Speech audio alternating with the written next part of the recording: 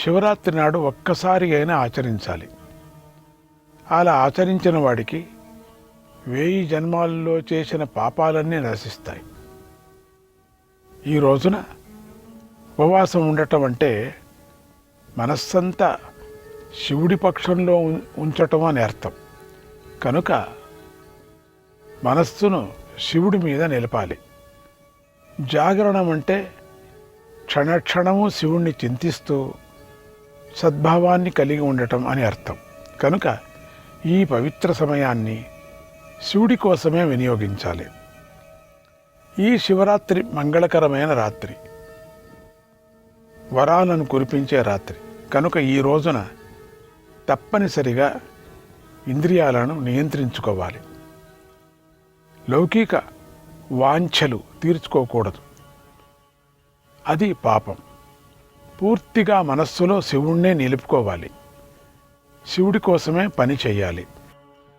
అసలు ఈ నియమాలన్నీ ఎందుకు అంటే, నియమాలు పాటించటం వల్ల ఇంద్రియాలకు వశులం కాకుండా ఉంటాం. ఇంద్రియాలు మనల్ని నడిపిస్తే మాత్రం మనం పతనమైపోతాం.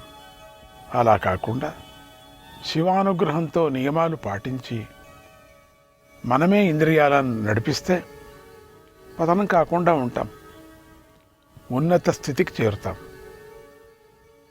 నియమాలు పాటించకపోతే మాత్రం పెద్ద అనర్థం జరుగుతుంది.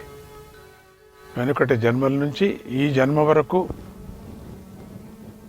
మనలోకి ప్రవేశించిన కామక్రోధాలను అనే గజ దొంగలు మన ఈశ్వర సంపదను దోచుకోవటానికి ప్రయత్నిస్తారు. ఈశ్వర సంపద అంటే భక్తి విశ్వాసాలు, సుఖశాంతులు, పవిత్రత. అందువల్ల శివుడి కృపతో లోపల ఆత్మజ్యోతిని వెలిగించుకోవటానికి ప్రయత్నించాలి. ఆ తర్వాత సంగతి శివుడు చూసుకుంటాడు. దాన్ని బాగా ప్రకాశింపజేసి అజ్ఞానం అనేటువంటి చీకటి తొలగిస్తాడు. దొంగలను అణచివేసి ఈశ్వర సంపదను కాపాడుతాడు. ఇలా పరమేశ్వరుడు భక్తులకు మహోపకారం చేస్తూ ఉంటాడు. ఈ శివరాత్రి నాడు ప్రధానమైన శివనామాల మూలకంగా తత్వార్థాన్ని గ్రహించి మననం చేద్దాం. స్వామి గజచర్మాంబరధారి కదా, ఆయన గజచర్మాన్ని ఎందుకు ఒంటికి చుట్టుకున్నాడు అంటే గజాసురుడి కోరిక మేరకు చుట్టుకున్నాడు.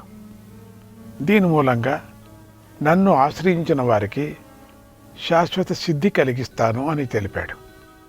ఇక స్వామి దేవాది దేవుడై ఉండి భిక్షమెత్తుకోవటంలోని ఉద్దేశం ఏమిటి అంటే, నాకు కావలసింది మీ ఆహార పదార్థాలు సమర్పించడం కాదు, మీ భక్తిని సమర్పించండి, అందుకు ప్రతిఫలంగా మీకు ముక్తిని ప్రసాదిస్తాను అని భిక్షాపాత్ర పట్టుకోవటం ద్వారా తెలిపాడు.